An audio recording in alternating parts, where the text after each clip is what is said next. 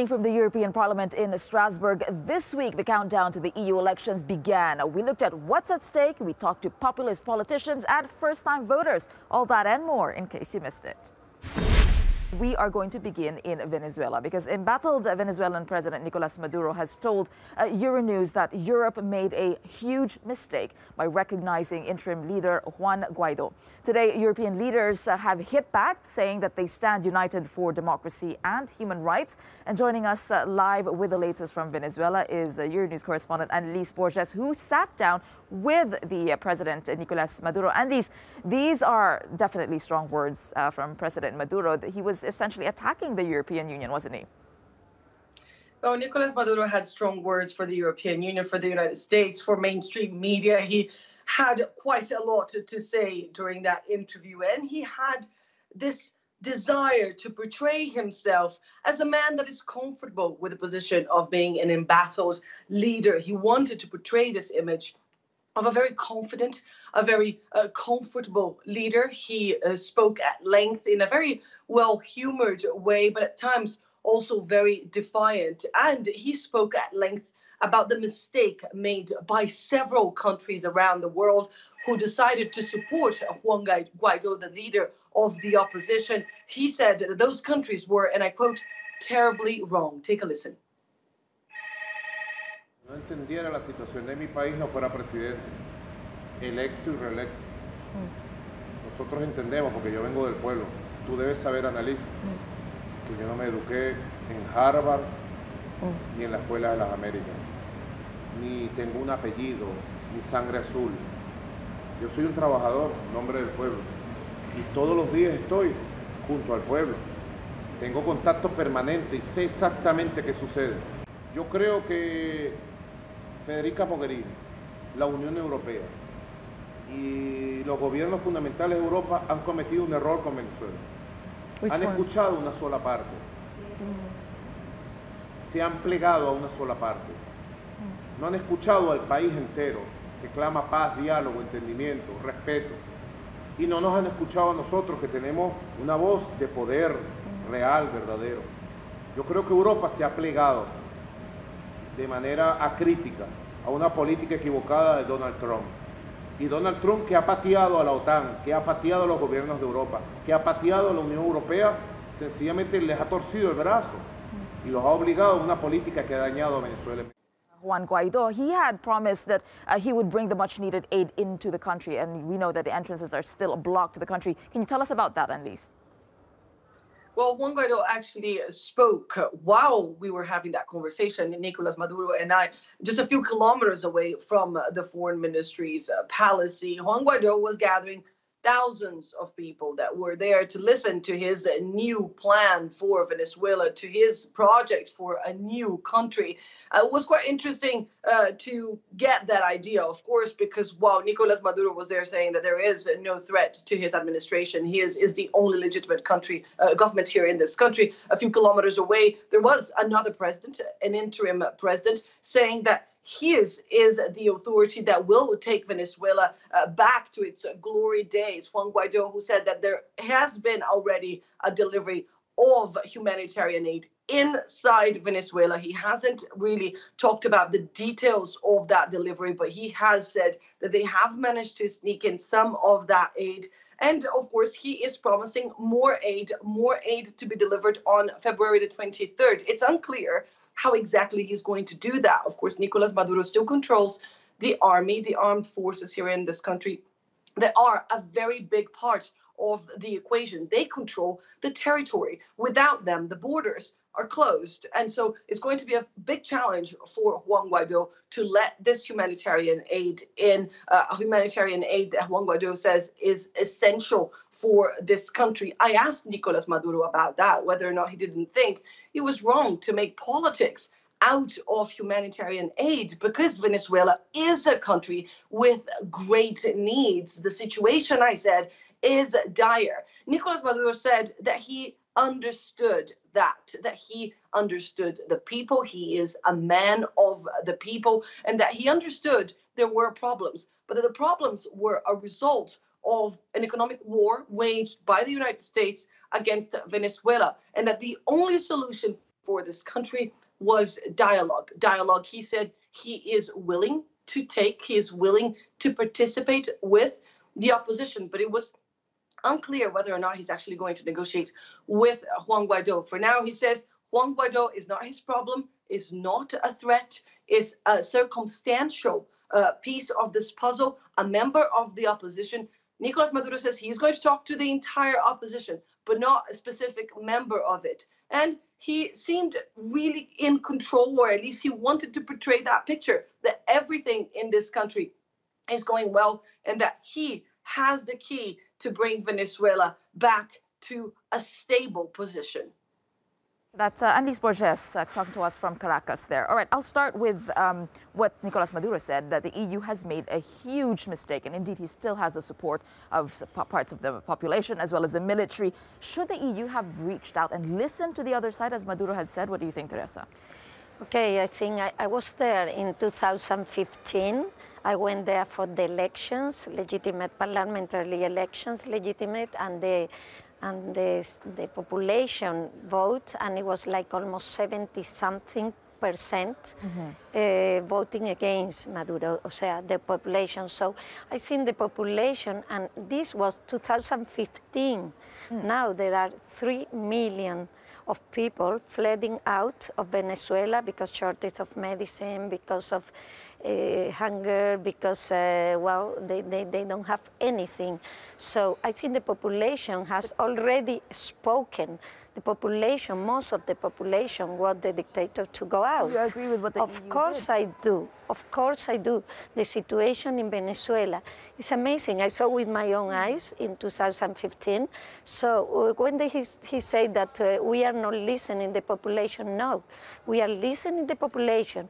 And if he do not let the humanitarian aid to come in, I think I asked Mogherini in a question that I did the other day, to do more, to go further than what we are doing, more concrete, because he said that this humanitarian aid is contaminated. Okay, How can you say something like this? I mean, you must be mental to say something like this. I want to bring Joel to the conversation. Do you agree with that? And also the fact that Maduro said that the EU is just following the US blindly. Does he have a point on this? Is the EU on the wrong side of history, so to speak? It has been on the wrong side of history for many times in previous interventions on sovereign countries. So you agree with Maduro? Like in Libya, Iraq, and Syria. And every time fake news and the situation of humanitarian so-called crisis have been on the table. A humanitarian crisis that is denied by Alfred de Zayas, a UN rapporteur that presented a report she saw with her own that eyes. denies. I saw with my own I was eyes. also 3 times in Venezuela. I was there present for the election. So how can we see two different visions of Venezuela? Well, maybe we have been to different places. Maybe we should ask also and was in recognize Caracas, those in Cúcuta, those 6.7 million voters that last year elected President Nicolas Maduro in free elections that were held with other 3 opposition members, an election that was not contested by these 3 members, and that was taken under at the request of the opposition and negotiated by Zapatero. We will continue this because there are other. But there was no opposition, because the opposition people must know the opposition is in prison, tortured, or they cannot be politics. We managed to talk to other MEPs here to get their opinions as well. So we'd like to bring that in. We'll talk to our political editor Darren McCaffrey. Darren, I mean, you got a sense of the mood here at the European Parliament about what should be done in Venezuela. What did you get from that? Well, it must be said there was relative agreement from all the MEPs that I spoke to today from across different parties here in Strasbourg that the EU were taking essentially the right route when it comes to dealing with Venezuela. After all, it did reflect a vote we saw here in the Parliament just a couple of weeks ago in which over 400 MEPs voted to recognise Juan Guaido as essentially the de facto leader of Venezuela. So even though there may be some splits elsewhere in the European Union, the Parliament at least is relatively united united. Many view this as not just a constitutional crisis, that these elections have not simply been democratic, free or fair last year to elect Murdo, but rather also raising the prospect of what they view as a humanitarian crisis in that country. Let's have a listen to what some of those MEPs told me a little bit earlier on today. So I'll show you a little bit of what he had to say. Yo creo que Federica Mogherini, la Unión Europea y los gobiernos fundamentales de Europa han cometido un error con Venezuela. Han escuchado una sola parte. Yo creo que Europa se ha plegado de manera acrítica a una política equivocada de Donald Trump. Does he have a point?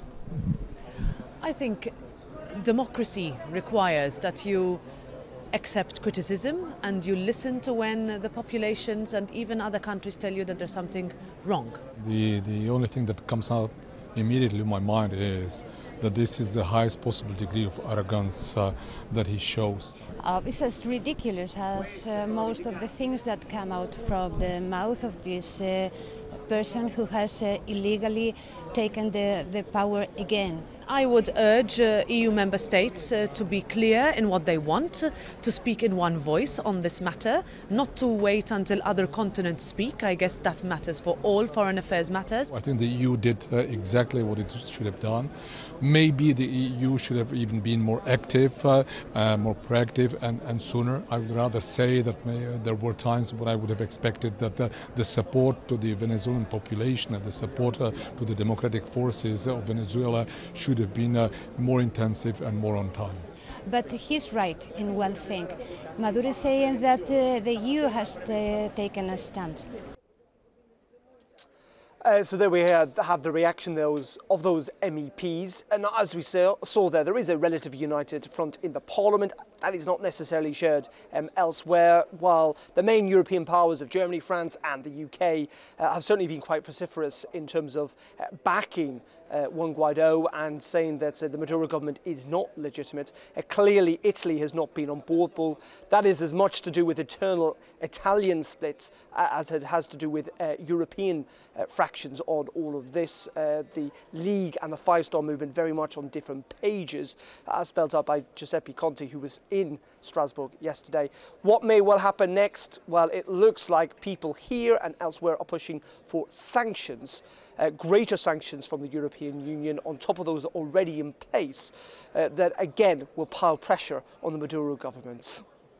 Thank you for that, Darren McCaffrey. And, you know, there was the key word there being relative unity of voice, but we have a disagreement here already from Joao. And as Darren had mentioned, the EU is not actually all united on this, not speaking with one voice. As you mentioned, the Italian Prime Minister, Giuseppe Conte, he hit back at Europe, and this is what he had to say. Let's listen.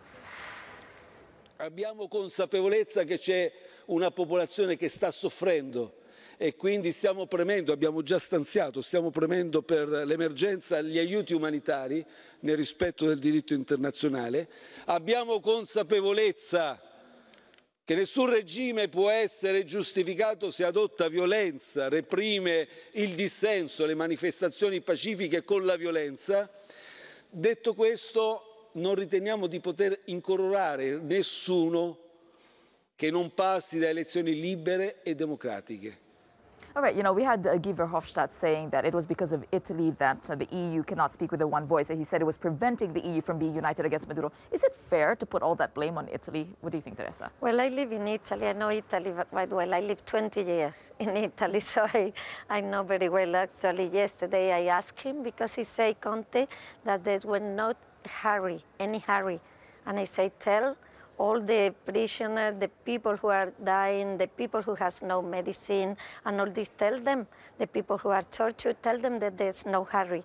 Maybe there's no hurry for Italy at the moment. I don't think the Italian people, I spoke to my husband, he was in Italy, and he was so upset because Italian people really want to be on the side of almost all the countries. And also, when we have a resolution 2 weeks ago, most of the party, the biggest party, the whole parliament, apart from one party, as in the party from I wanted it was and another one, but the biggest party are the Socialist, Popular, ECR, they were on the same boat. So I think it's a big, I think it's as big as the people in Venezuela. Most of the people, I don't say there are a few people beside Maduro. I'll let Joao answer. How do you answer It was a very one-sided testimony pickup because unlike many other resolutions on Venezuela in the parliament, and we have had many others, there was not such a strong majority.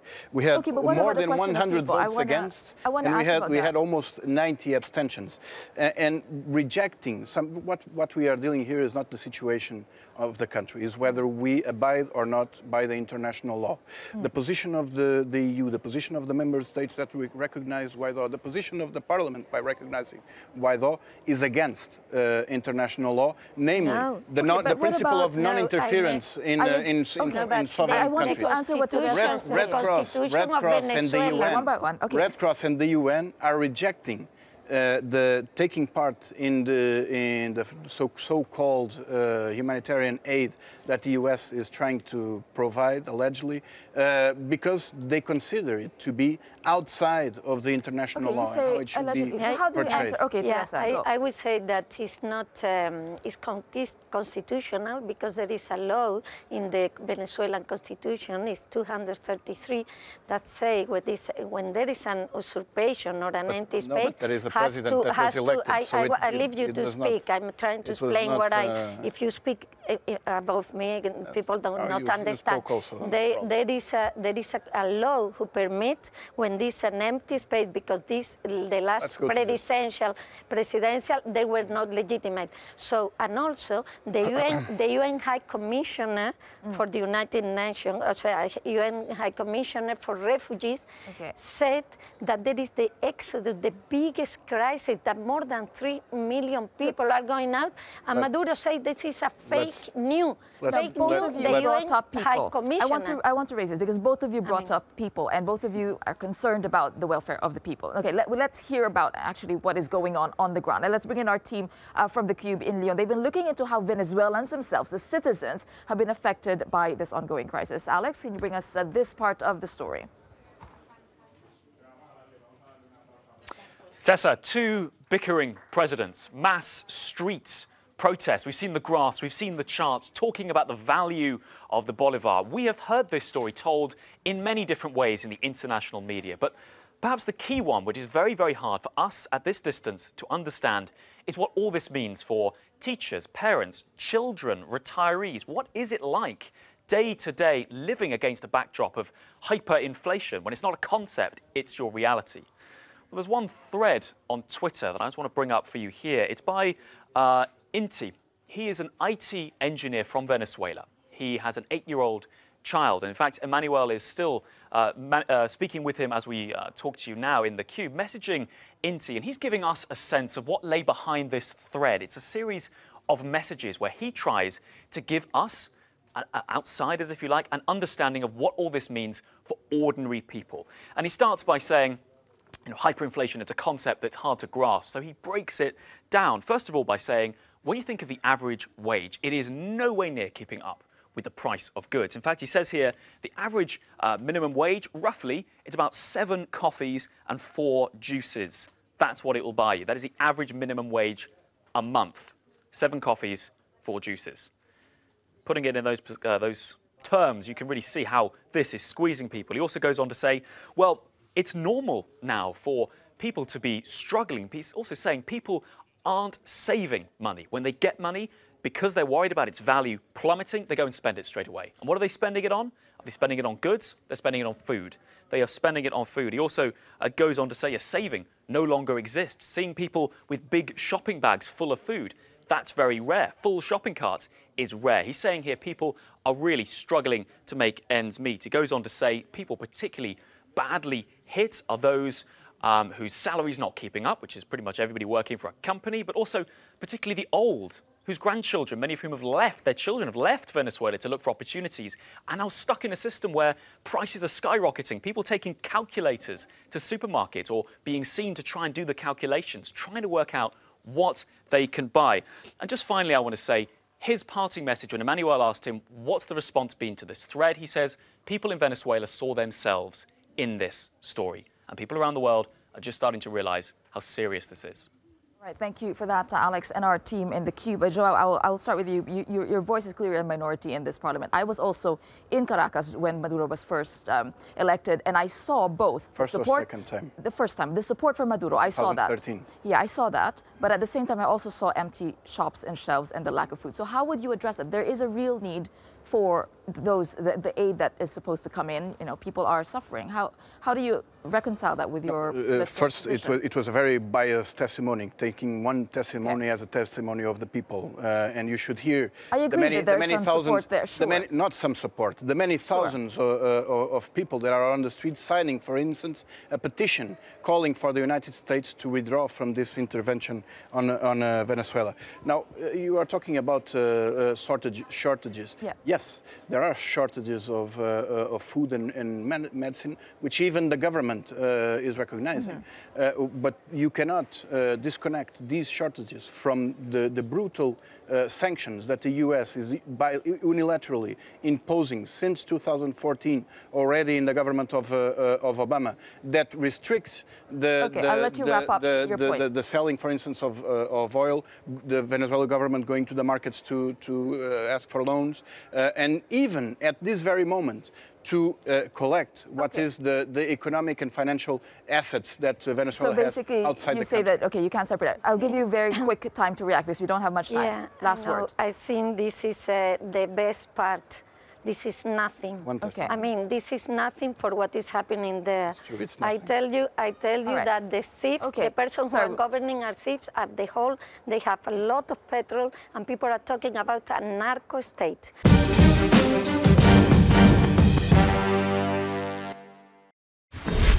May 23rd. Circle that on your calendar. In precisely 100 days, voters across Europe will make a choice in what's expected to be a pivotal moment, because voters won't just be electing their MEPs, they'll be defining what Europe stands for and deciding its future direction. Margaritis, do you think there's a lot more at stake at this point? And is Europe at a crossroads where you have two very different futures ahead? I've been in European politics for some years now, and I cannot remember a European election without this mantra of Europe is at crossroads. It always is, and I think it's a good thing.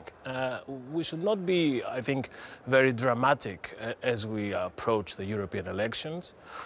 This is a big moment, is the moment of European democracy. We have to enjoy it in a way. We have to sort of project ourselves as citizens and do the same thing that we basically do when a national election is called.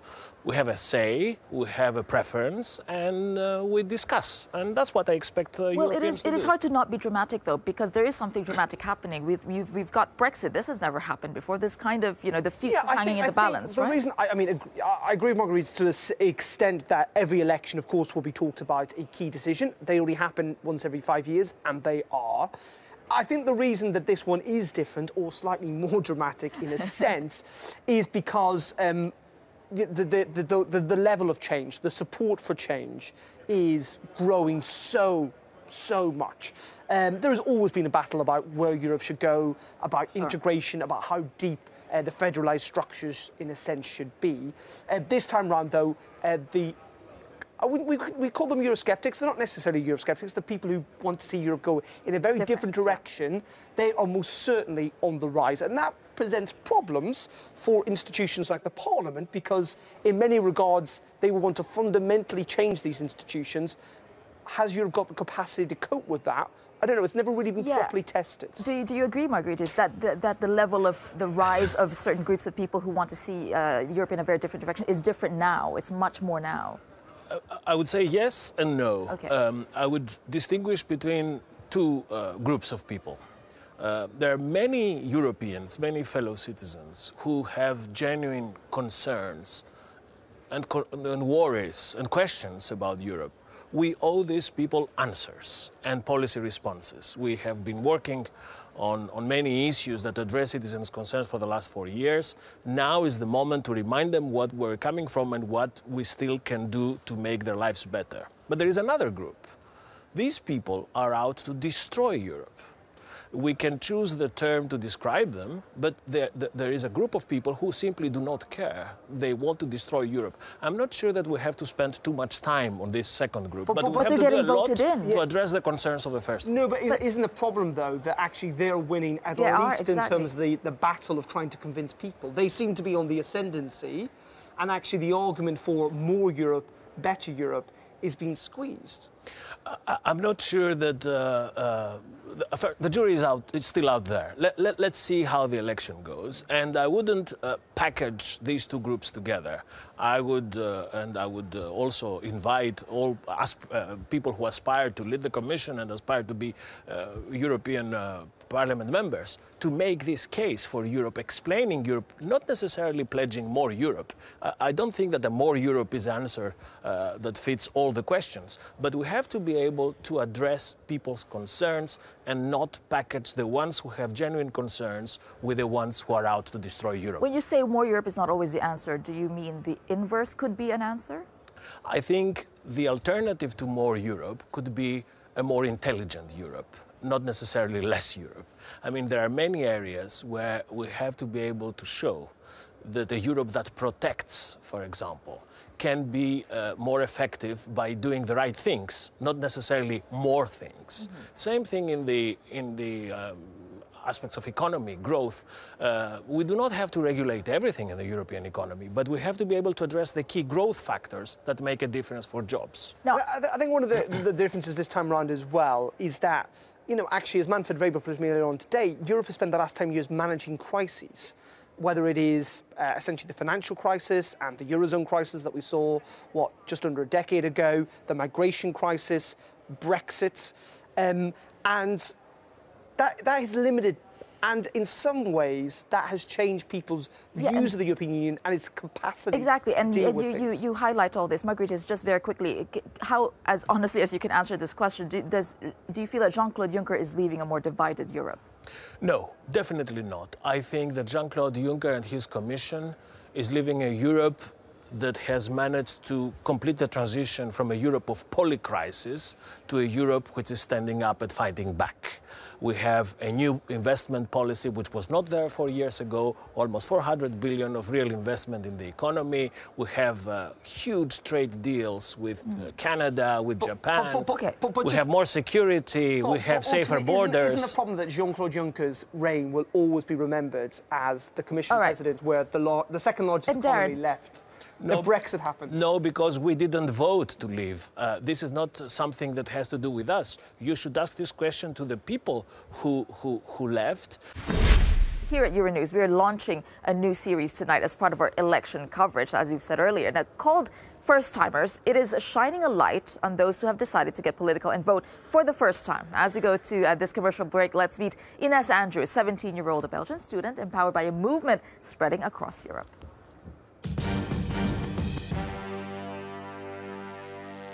I'm Ines Andrews and I'm from France and England. I'll be voting for the first time because I think it's not only a right but also a privilege, and also I think the European elections are important for me, being binational and having lived in different European countries. When I vote, I'll be thinking about my future and everyone around me's future and the world because it lays in our hand. And recently at the Climate Change March, I realised that mostly everyone was below the age of 18, meaning that they wouldn't be able to have the chance to have their voices heard, and I think that's really important because they were at the march and they have strong opinions on the matter, so I also want to be a voice for them and be able to vote for them. I want Europe to look like a place where people can express their opinions and their concerns freely, and also be able to be a place which influences change, positive changes around the world. I think politicians should be more action, less talk, meaning that they should be more aware and caring of everything around them because they were voted for a reason, and so they should be able to fulfill that purpose.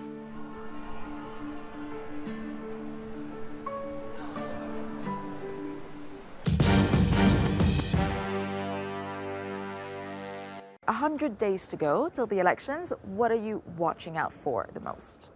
Oh, everything. I think it is so fascinating. But, you know, there's a lot of talk of the rise of nationalists and populists. But I really think that we should also make sure that people come out to vote. The battle will really be for getting those people involved that normally do not. Do you think it's apathy? Well, it shouldn't be, and especially for young people, this is crucial, that they shape their own future and that they take the fate of Europe into their own hands. And so I also think it's really important to empower people, that they have a choice, that it is not others deciding for them, but that they should shape their own future. I mean, Marietje brought up populism there, and you know, there's nationalism. In your time here, when you've looked at previous elections, do you think that populism is more mainstream now than it ever was before? It's quite successful, but not successful that you can call it mainstream. I think the pro-European parties will get around 70% of the votes, as all opinion polls tell us, and therefore we can make it even stronger, because the young people, as Mrs. Schaake said, should go out to vote. If they would go out of vote for Brexit, then we would have no Brexit. Now they are angry that the older people decided on Brexit, and they have to see they have the power to decide for their future, and if we have a higher outcome, then it can be done by the young people who are mostly pro-Europeans.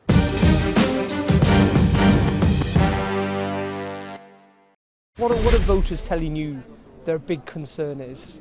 The possible future direction of the European Parliament, but still very much around social Europe. You know, what is still happening about quality of work, wages, etc., and what can the European Union be doing on that? The big issue is always security, and if you talk about Croatia, then it's economy and youth employment. First of all, I would say it is complicated for citizens to understand what we are really doing here the whole day. What does it mean, legislative proposal or non-legislative proposal? What does it mean for me, pensioner in Latgale, the most east region of my country, Latvia? Well, I think migration still could be an issue. Maybe economy, maybe adoption or non-adoption of the euro. Maybe it could be Brexit. We have the question of peace and security today, again on the European continent. People do not trust to this house, to all the three bodies of the European Union, I mean Commission, the Council and the European Parliament. Okay, so that is what the politicians are thinking. But what about voters? My next guests here track not only election trends, but also the role of disinformation, that what this might play in campaigns. Joining us is Nina Schick. She's a political commentator and the director of data and polling at Rasmussen Global. And we have Philip Schulmeister. He's the head of public opinion and monitoring unit here at the European Parliament. All right, so we heard there what politicians were thinking. Philip, you monitor a lot of data. Can you tell us what are really the main issues that are the heart of these European elections? Well, it's always a little bit difficult to say whether there are main issues. Yes, there are. If we're looking from a European average perspective, you would say it is youth unemployment, economy and growth on the one hand. On the other hand, it would be issues like migration, terrorism, security of our external borders. So these are the two big blocks. Climate change maybe also coming into it. But I don't think that is enough to look only at the European average figures, basically the top figures, because we see a very, very different picture when we look into different countries, when we look into different social demographics. The youth, for example, have very different interests and expectations of the European Union than what we could see by only looking at the top figures. All right. Now, we do have to look at them. So, Nina, when you're looking at these figures, whether from a broader point of view or not, do you think that the people are looking at it more closely than they have been in the past, like if you compare it to different past elections? I think certainly this comes at a critical time in the European Union's history. Let's not forget that since 2014, where we are now, a lot of seismic changes happened in Europe, both in terms of continued economic turmoil, but then also what I see as, you know, the crisis that shook the European Union to its core.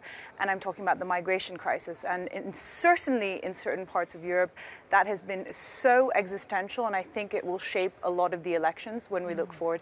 And of course, there's the issue of Brexit. So I think that the big question on everyone's lips, and at least the headline will be, whether you like it or not, is, you know, how well do kind of anti-establishment and Eurosceptic parties do in these elections? Because often these elections tend to be dominated, at least on the national level, by some parties who are anti-European. Yeah, and there's actually this blurring of line between the national, as you pointed out, and on the European level. So how does this play into it? How do the upcoming elections play into national elections? Because a lot of them are actually coming up as well, you know, in different times in the next 2 years. They do, and this would also traditionally be something that we see in European elections over the past editions, if you want, that national issues always play a very, very large role. Are they using this as a playground, though? Are parties using this as a playground to test the waters back home, or, you know, I don't know, a jumping ground? It is. The question very much is whether it should be. And I agree with you, of course, that let's say the populist segment or the rise of populist parties across Europe might be quite very much on the headlines when we're looking at the next month. The question is whether this should be the case, because what we see also from the Eurobarometer data is, for example, with young people, 78%, we never had such high return ever before. 78% of the young people across Europe say, my country has benefited from being a member of the European Union. We never had such a strong support. But at the same time, this is a rather silent majority that we are having, with a very low turnout. Yeah, that does make a difference in elections, because if we look at some of the projections of how national parties are actually going to be able to do in the EU elections, the European Council on Foreign Relations released this poll last month. It's interesting because it brings up the populism aspect of this. Topping this list is, unsurprisingly, first of all, Germany's ruling alliance of the CDU and CSU parties.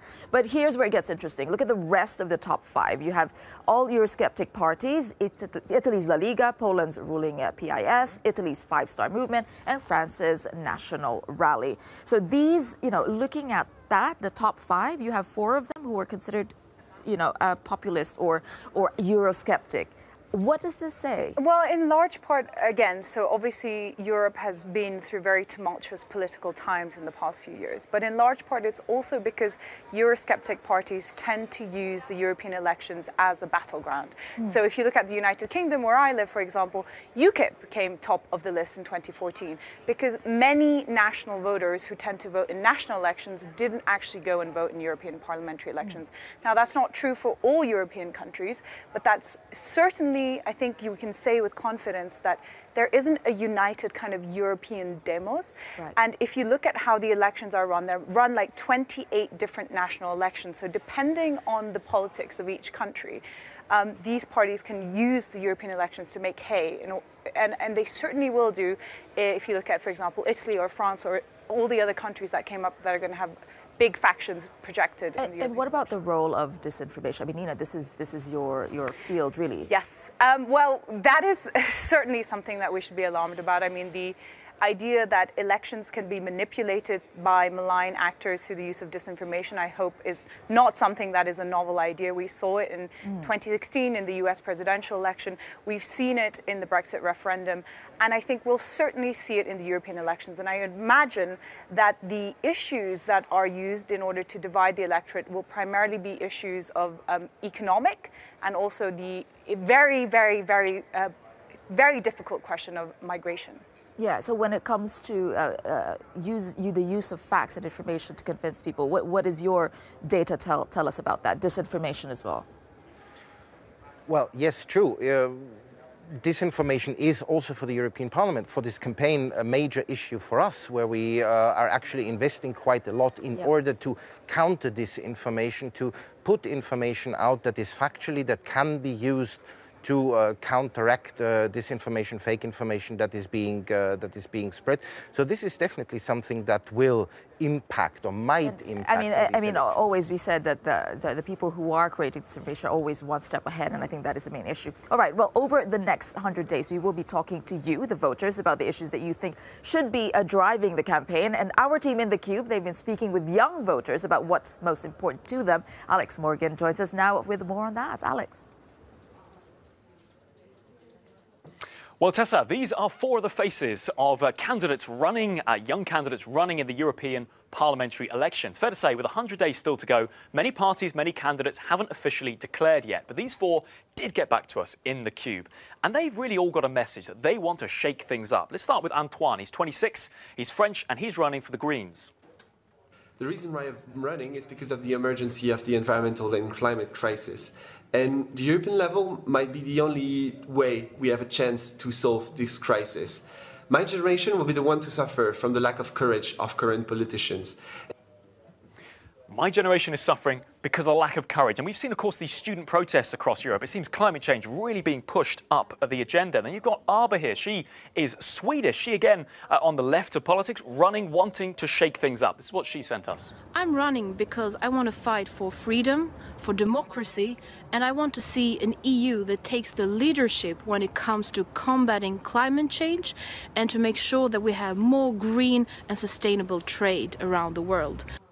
Again, green and sustainable trade around the world. Marine here, now she really had a strong message about how much she wants to shake things up. Marine, she is 25 running for election. I'm 25 and I'm running for European election because I'm tired of being represented by old white male. I want a European Parliament that represents the whole European population, a young and diverse European Parliament. A young and diverse parliament fed up of being run by old white men. But I think the real question we're asking people is, do you care? That is a question we put to Emma here. She is in her 20s herself, and this is her answer to that question. Of course you should care. This is a real chance to send a message what politics and what politicians you want for the coming 5 years. If we want to tackle climate change, we need ambitious politicians that set higher ambitions, firmer goals to reduce fossil fuels, to create the electricity market, to really give you the measures that we need to tackle climate change. Of course you should care, because what politicians we have for the coming 5 years will make a difference. They will make a difference. Well, those politicians, those young politicians wanting to get involved. But of course, today on Euronews, we've been reporting that the right-wing and Eurosceptic parties are really expected to make a splash. I think one thing, Tessa, we can say is whether you're left or whether you're right, so many of the candidates declaring themselves want to shake up the establishment. So with 100 days to go, it'll be interesting to see which voices emerge from which sides of the argument, but with that that common theme of shaking things up in Brussels. All right, thank you for that, Alex, and our team in the Cube. You mentioned the youth vote earlier, and the young people. I mean, a lot of people are trying to get the youth vote, but the fact of the matter is that they don't make it to the ballot box?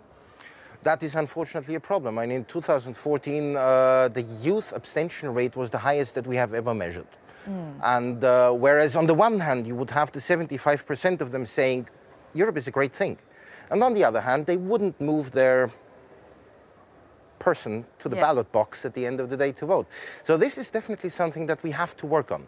And if you're looking at these 4 topics that you just have brought, I was missing the migration. I was missing the great topics that we just talked about before, because young people are interested in other things. Look at the climate demonstrations that we're having all over Europe over the past week, run by young people. I mean, this is what interests them, and this is what we should talk about.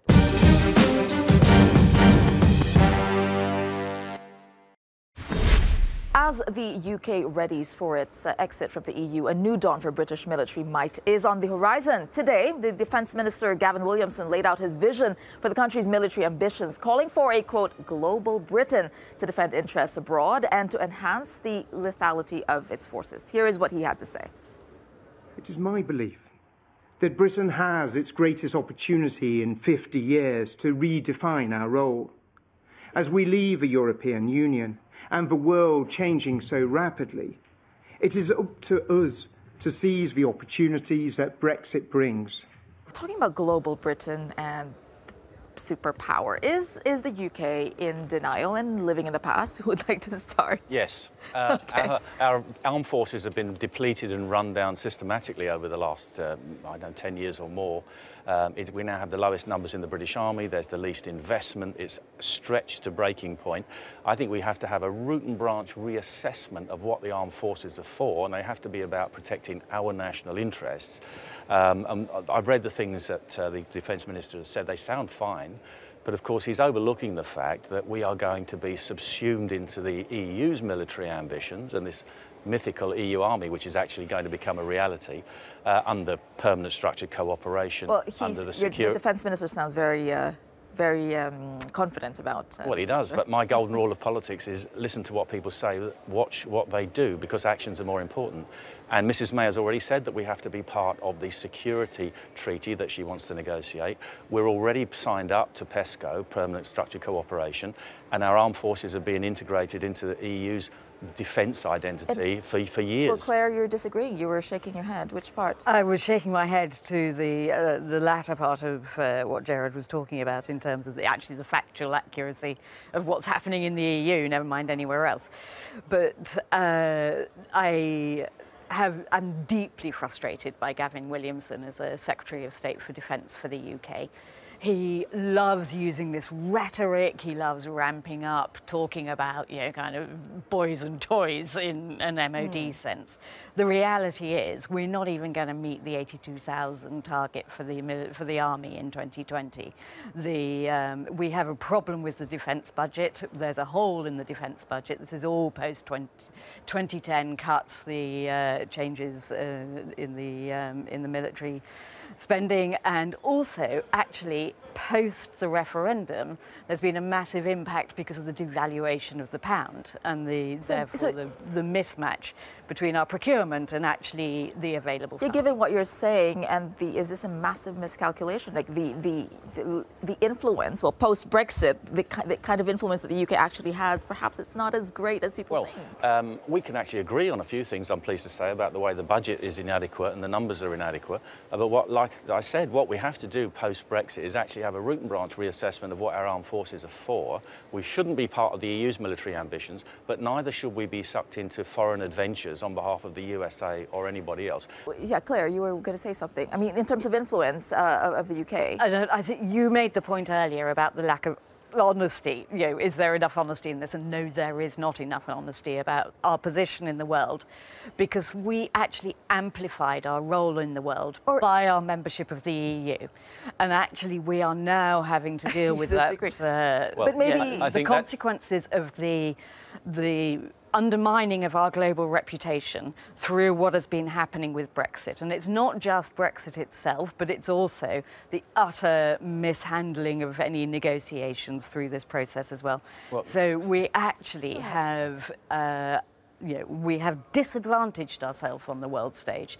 That's in a defence context and our defence cooperation Where we're going to disagree on this context. point, I'm afraid, is we amplified our strength by being part of NATO, which was, a voluntary defence organisation, which is precisely why we shouldn't be part of the EU's defence ambitions, because that is actually compromising NATO, and it's compromising our security. Work together. Please let me finish. And it's compromising our security arrangements in the Five Eyes, and this is where we should be concentrating on, not getting ourselves subsumed into the EU's military ambitions, and it does plan to have its own army. I was here on the Security and Defence Committee from 2004 to 2009, and I can tell you that it's a long, gradual process through common procurement, common command and control structures, common secure communication systems. They are gradually bringing the armed forces considering how difficult it is to create one armed force. Yeah, well, Claire, considering how you said it was difficult to, procurement, you're talking about that.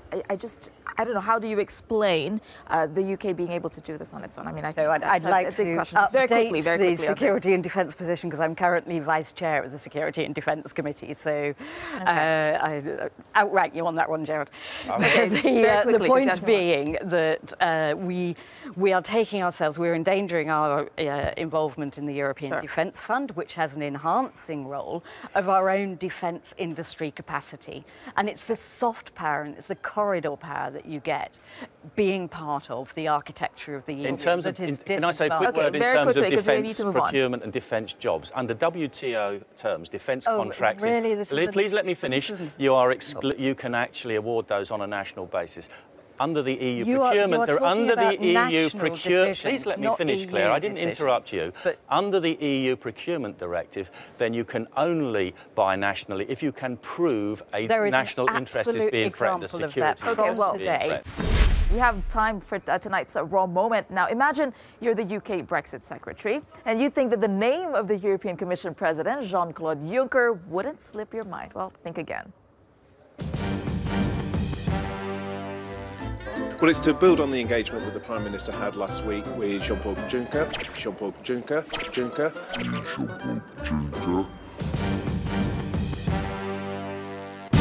That was the week that was. Join us again next week. We'll be back in Brussels. That's all for tonight. Thanks for watching.